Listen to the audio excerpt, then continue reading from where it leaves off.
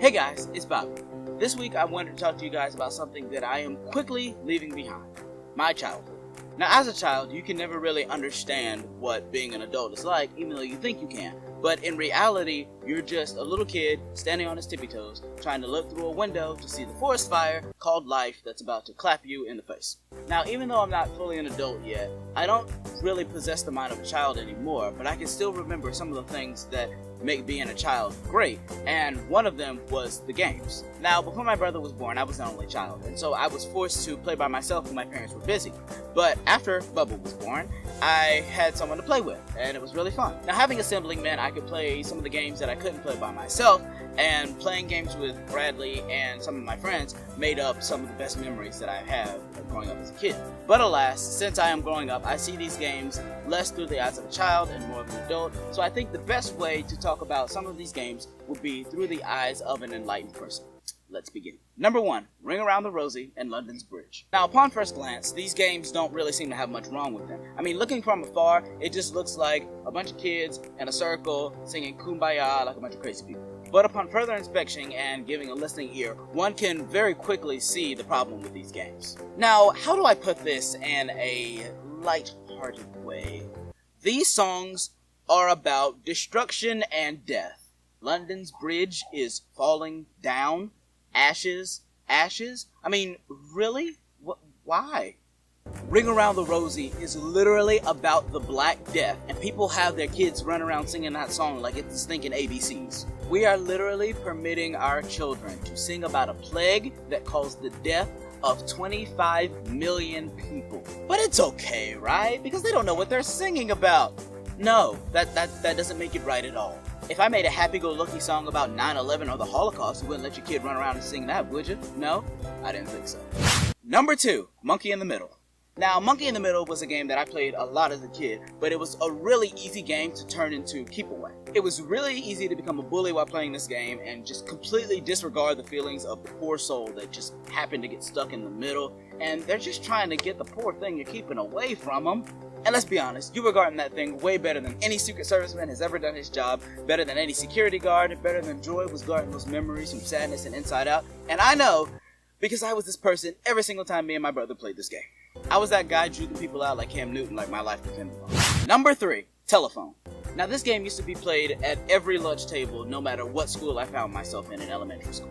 Now, most of the time this game started after someone had finished their lunch and everyone was bored, which was the big problem with this game. See, when you get a bunch of little people together trying to play this game, nobody's really thinking about how much their breath smells.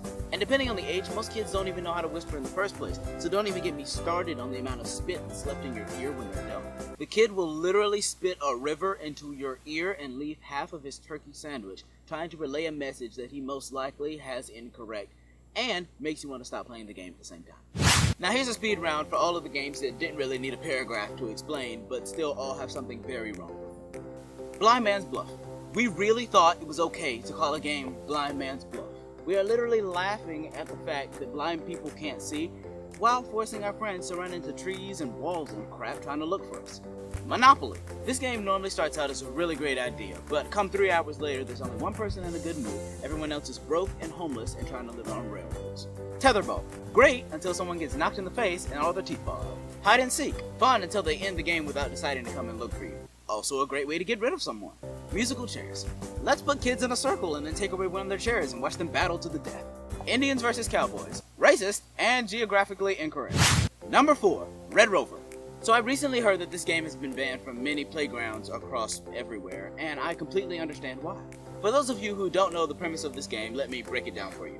2 groups of kids stand in 2 lines across from each other, holding hands. Then, once they're all lined up, one of the groups calls to a person from the other group to try and run through and break the bond that their hands are making. Now, there's an obvious problem with this game, but for some reason it took the adults in our lives far too long to catch on. For those of you who aren't too good at looking at the obvious, let me break it down for you. Adults were okay with their children flinging themselves at other children for fun.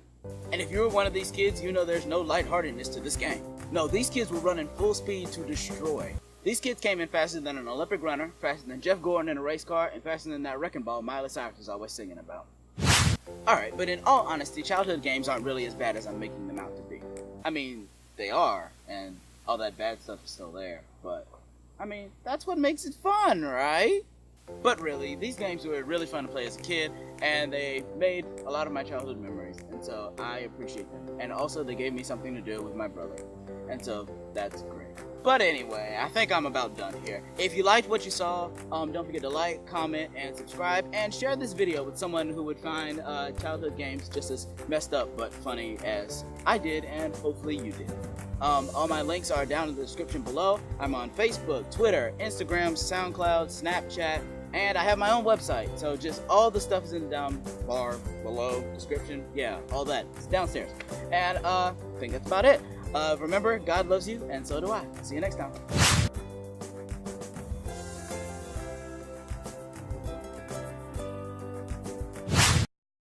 If I made a happy-go-lucky song about 9/11 or the Holocaust, you wouldn't let your kid run around and sing that, would you? No? I didn't think so. It's the truth! It is the truth! Like, you gotta, like, the Twin Towers are falling. No, nobody's gonna do that. Why does London's Bridge get that? Like, what kind of treatment is that? Damn. The Black Death. Ain't nobody got time for that.